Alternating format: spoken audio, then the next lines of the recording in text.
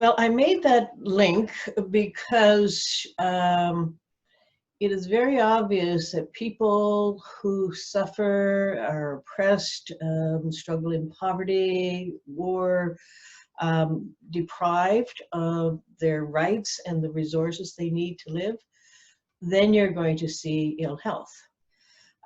Injustice causes people not to be well.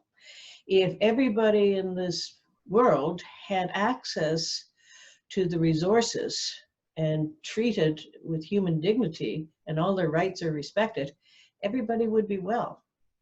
But it is the injustice that leads to ill health.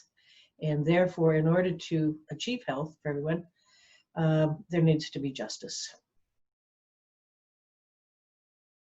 I think to rethinking the concept of health from just the absence of disease to being much broader, it's all of the determinants of health that make people and communities healthy.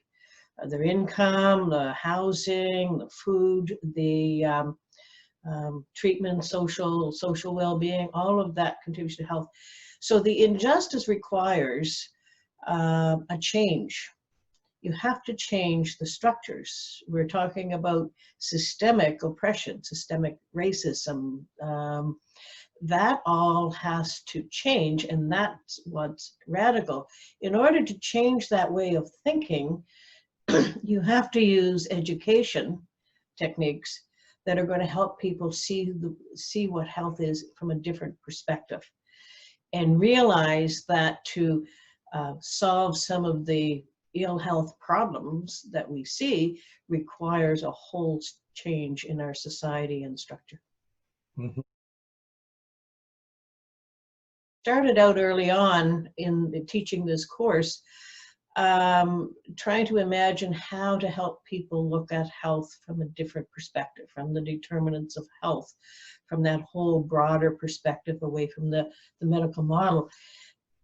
And adult education recognizes that people have experience and consequently knowledge.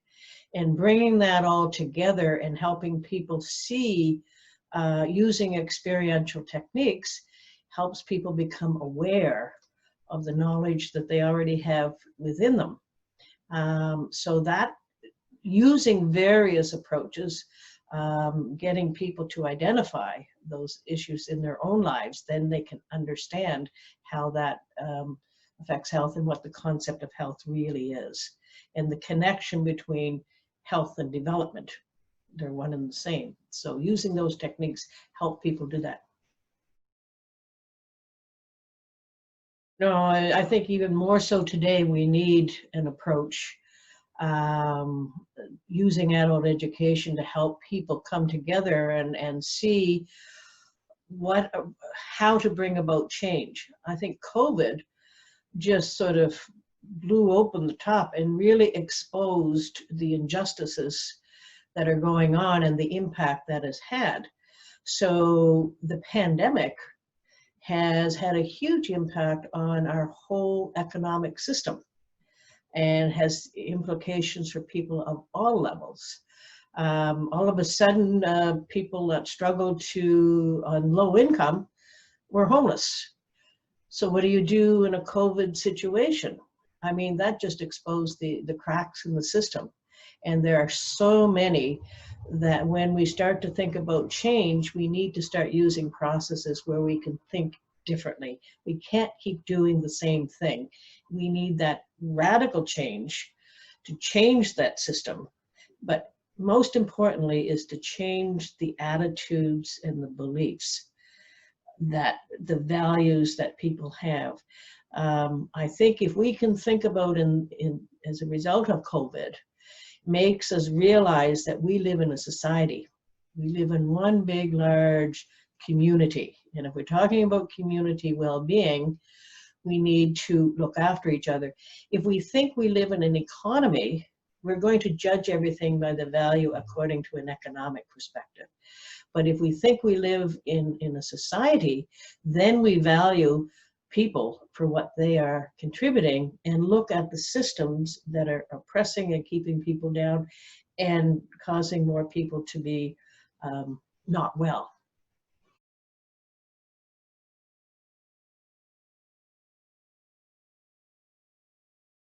The PATH process, the people assessing their health, is an adult education process that does two things. It helps people rethink about the concept of health and helps people to realize that there are many determinants of health, and that to be well, for people and communities to be well, you have to address all of these interconnected systems, our education, our economic, our social, all of this has to be interconnected.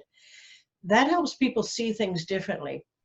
The result of the PATH process brings about that awareness, but also people go through the process, they develop a community health impact assessment tool. And people say, "Oh, what's that?" Well, if you think about an environmental impact assessment, it's something that you do before you initiate some kind of a project or a policy.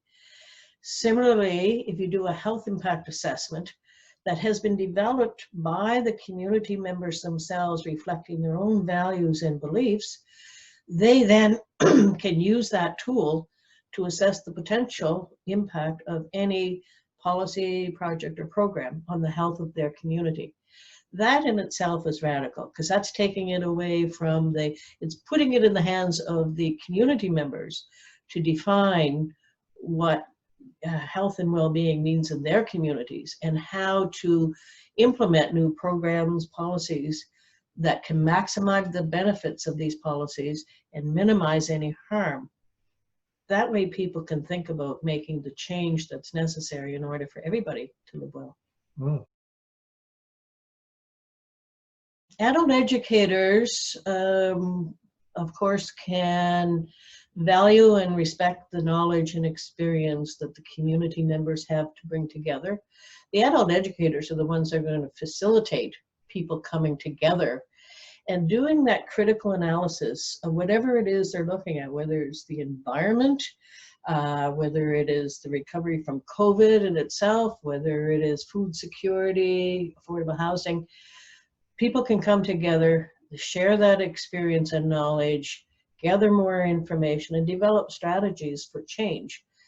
That empowers people to bring about the change that they want to make themselves.